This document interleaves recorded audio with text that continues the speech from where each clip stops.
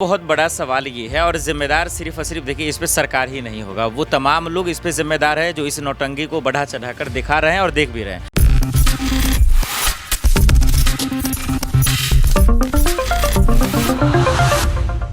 नमस्कार, next 9 news देख रहे हैं आप और मैं हूं आपके साथ प्रज्ञा सिंह।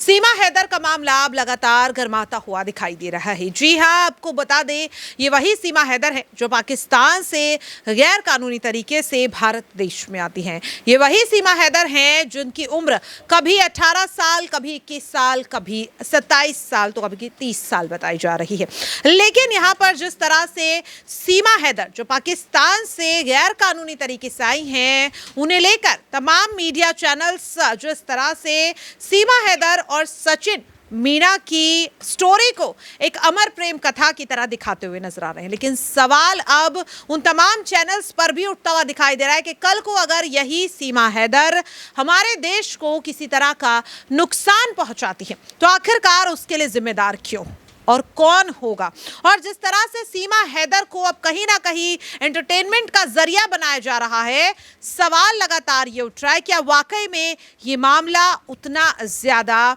छोटा है या उतना ज्यादा कमजोर है। क्योंकि अगर पाकिस्तान से कोई गैर कानूनी तरीके से आता है तो कहीं ना कहीं सुरक्षा के लिहाज से उसके खिलाफ कार्रवाई होती है, गिरफ्तारी होती है और उससे डिपोर्ट भी कर दिया जाता है। लेकिन सीमा हैदर के जिस तरह से इंटरव्यू लिए जा रहे हैं, ऐसा लग रहा है कि इस वक्त सीमा हैदर से बड़ा कोई सेलिब्रिटी है ही नहीं। लेकिन आपको बता दें कि अब सीमा हैदर के नाम से एक धमकी भरा फोन कॉल आया जिसमें साफ तौर पर यह कहा जा रहा है कि अगर सीमा हैदर को पाकिस्तान वापस नहीं भेजा गया तो अंजाम अच्छा नहीं होगा। देश में एक बार फिर से 26/11 जैसा बड़ा आतंकी हमला दोहराया जा सकता है और इसके लिए जिम्मेदार होगी देश की सरकार, उत्तर प्रदेश की सरकार और यहां पर सीधे सीधे देश के प्रधानमंत्री नरेंद्र मोदी। लेकिन इस धमकी के बाद भी सरकार खामोश है, नेता खामोश है, मोदी जी खामोश है और सबसे बड़ी बात राष्ट्रीय सुरक्षा सलाहकार अजीत डोभाल भी खामोश है। अब यहाँ पर ये सवाल जो है वो तेजी से बढ़ता हुआ दिखाई दे रहा है कि अभी भी सीमा हैदर को लेकर सरकार इसी तरह से चुप्पी साधते हुए नजर आएगी। और इसी सवाल को लेकर आज हम फिर से अपने न्यूज रूम में आ चुके हैं और यहाँ पर सबसे पहले मेरे साथ मेरे सहयोगी तुषार हैं और इन्हीं से हम अपने इस सवाल की शुरुआत भी करेंगे। देखिए तुषार, अगर यहाँ पर हम बात करें जिस तरह से सीमा हैदर को लेकर के सोशल मीडिया पर तमाम मीम्स देखने को मिल रहे हैं, उनके इंटरव्यूज देखने को मिल रहे हैं, ऐसा लग रहा है कि कोई बड़ी जंग जो है वो सीमा और सचिन ने जीत ली है। लेकिन आज जब इसी सीमा के नाम से धमकी भरा कॉल आ रहा है और साफ तौर पर 26/11 लगता है कि शायद देश कभी इस हमले को भूल पाएगा, इस हमले को फिर से दोहराने की बात हो रही है और अभी भी सरकार इस मामले पर खामोश है। तो सरकार की खामोशी को किस तरह से देख रहे हैं? जी देखिए, सरकार के आला अधिकारी जो है वो इस पर निगरानी रखे हुए हैं। सरकार खामोश है, इसका मतलब ये नहीं है कि अगर प्राइम मिनिस्टर सामने आके कुछ नहीं बोल रहे हैं तो इसका मतलब ये नहीं है कि सरकार कुछ नहीं कह रही है। सबसे बड़ी चुनौती ये है अभी कि जिस तरीके जो सीमा हैदर है वो नेपाल के रास्ते भारत में आ जाती हैं, वो भी बिना वीज़ा के, बिना लीगल डॉक्यूमेंट्स के, उससे नेशनल सिक्योरिटी पे इस समय सबसे बड़ा सवाल जो है वो उठा है। चलिए ठीक है, वो प्रेम करती हैं, वो कहानी अलग है ना, उनका पर्सनल मैटर है। लेकिन जिस तरीके से वो पाकिस्तान से भारत आई हैं, कैसे आ गई, उस समय बॉर्डर सिक्योरिटी फोर्स जो है वो क्या कर रही थी और जो सरकारी एजेंसियां हैं वो क्या कर रही थी। साथ ही साथ आपको बता दें कि जिस तरीके से वो यहाँ पर आने के बाद 1.5-2 महीना रही हैं सचिन के साथ, उसके बाद जाकर जो है पता चला है और उनको लेकर गए हैं, उनको हवालात में डाला है। 1 हफ्ते बाद उनको फिर से बेल मिल गई। तो जिस तरीके की ये पूरा और बेल भी अगर दी गई है, कोर्ट ने अगर बेल दी है, क्योंकि इस मामले में बेल नहीं मिलती है, सबसे पहली बात तो अगर कोर्ट ने बेल दी है तो कुछ ना कुछ सबूत या कुछ ना कुछ कोर्ट सेटिस्फाइड रही होगी तभी उनको बेल मिली है। जहां तक कि जासूस की बात लग रही है, अगर जासूस का एंगल है तो कोर्ट उन्हें बेल देती नहीं, जहां तक मुझे लगता है। तो बेल दिए तो कुछ ना कुछ किसी आधार पर ही उनको जो है बेल दी गई होगी। पर फिर भी नेशनल सिक्योरिटी पे जो सवाल उठ रहे हैं कि किस तरीके से वो भारत के अंदर आ कैसे गई बिना वीजे के, और वो भी एक टूरिस्ट वीजा था उनके पास, वो भी नेपाल का, तो वो यहाँ पर कैसे आ गई, उसको लेकर यहाँ पे सवाल उठ रहे हैं। अब सबसे बड़ी बात यह है कि जिस तरीके से उन्होंने यहाँ पे आकर हिंदू धर्म अपनाया, उससे पाकिस्तान में जो है वो मिर्ची लग चुकी है। और पाकिस्तान में वहाँ पर जो हम देख रहे हैं कि जिस तरीके के जो वीडियोज वायरल हो रहे हैं, कह रहे हैं कि इनको वापस भेजो, नहीं तो हम वहाँ के हिंदू मंदिरों पर जो है वो हमला करेंगे, हिंदुओं को परेशान करेंगे। तो इससे साफ दिख रहा है कि पाकिस्तान इसको कतई भी एक्सेप्ट एक्सेप्ट नहीं कर पा रहे कि कैसे वहाँ की लड़की भारत में आके जो है वो हिंदू धर्म अपना रही है, और इसी को लेकर वो तरह तरह की धमकियाँ कह लें, तरह तरह की चेतावनियाँ कह ले दे रहे हैं। और उसी का एक हो सकता है कि ये जो कॉल आया है, फ़ोन कॉल 26/11 को एक बार फिर से दोहराने का जो कॉल आया है, वही एक रीज़न हो सकता है। लेकिन कहने और करने में बहुत बड़ा फ़र्क होता है, और जिस तरीके की ये धमकी दी गई है, मुझे नहीं लगता है कि ये महज एक छोटी मोटी धमकी के तौर पर ही इसको देखा जा सकता है। इतना बड़ा कांड इसका होता हुआ कोई नज़र नहीं आएगा, क्योंकि आप देखिए ये मामला चल रहा है, इसको हर न्यूज़ चैनल दिखा रहा है, सब इस पर बात कर रहे हैं, और यहाँ पर इसको लेकर जो कार्रवाई है वो भी कहीं ना कहीं की जा रही है। आला अधिकारी जो है इस पर छानबीन कर रहे हैं कि ये कौन है, कैसे, उनका बैकग्राउंड पूरा चेक हो रहा होगा कि ये कहाँ से आई है, क्या करती हैं। तो ऐसी बात नहीं है कि हमारे जो इंडिया के जो अफसर हैं, जो नेशनल सिक्योरिटी देखते हैं, अजीत डोभाल जो है, वो शांत तो नहीं बैठे होंगे इस मुद्दे पे, कहीं ना कहीं इस पर काम तो चल ही रहा होगा। तो इसमें जिस तरीके की धमकी आई है उस पर भी देखा जाएगा कि उस पर गौर किया जाएगा कि ये धमकी जो है वो असली है, बुरी है, किसने क्या किया है।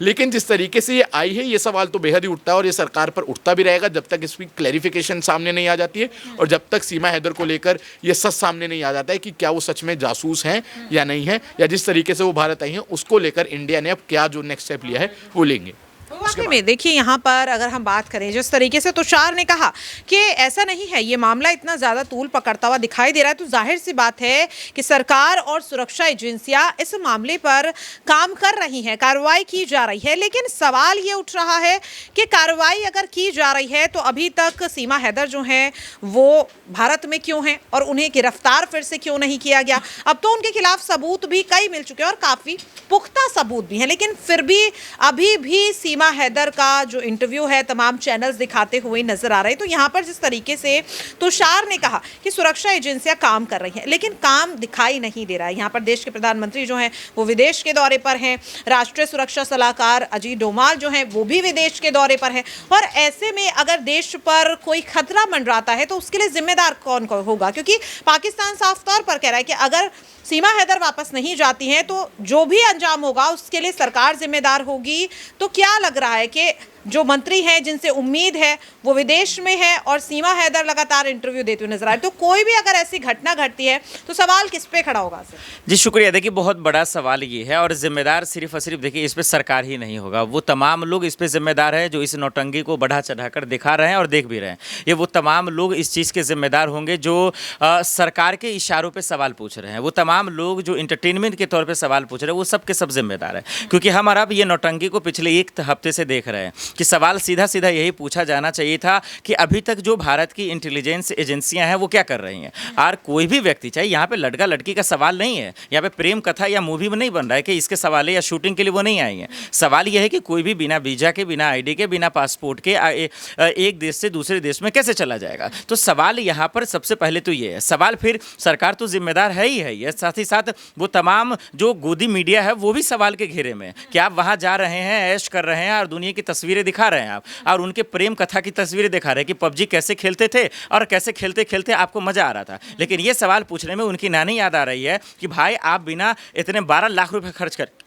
आप यहाँ कैसे चले आए। अगर इसका जिम्मेदार होगा, जैसे 26/12 की जिक्र हो रही है, तो योगी जी और मोदी जी तो जाने जाते हैं इन चीज़ों के लिए कि भाई कोई आतंक से जुड़ा मामला हो तब तो फौरन कार्रवाई होती है। लेकिन आज आपकी कार्रवाई कहाँ चली गई? आपके एरिया में घुसी हुई है और आप एक सवाल तक नहीं पूछ रहे। मुझे लग रहा है कि आज इस देश में जिस तरीके से सवाल पूछने का जो लक्ष्य पैदा हुआ, जो चाटुकारिता, जिस तरीके से गुलामी करने की, चापलूसी करने की जो हद आई है, ये सिर्फ और सिर्फ जिम्मेदार सरकार नहीं, इसके साथ साथ गोदी मीडिया भी है, सरकार इसके साथ साथ जिम्मेदार वो लोग भी हैं जो इसको बढ़ा चढ़ाकर इंटरटेनमेंट के तौर पे देख रहे हैं, लेकिन देश के हिसाब से नहीं देख रहे। क्योंकि हिंदुस्तान और पाकिस्तान के रिश्तों की जो हकीकत है, जो उसमें तनातनी की है, जो दुश्मनी की है, इसका पता सब जानता है। इसके बावजूद इसको इतना बढ़ा चढ़ा के दिखाना ये शर्मनाक है और बहुत घटिया। वाकई में देखिए आसिफ ने बहुत बड़ी बात कही, और अगर जाहिर सी बात है कि अगर एक आम महिला पाकिस्तान में जो अपनी घर गृहस्थी चला रही थी 4 बच्चों के साथ बिना वीज़ा पासपोर्ट के अगर इस तरह से आ सकती है, तो कल को तो ट्रेंड स्पाइज जो होते हैं, जो जाहिर सी बात है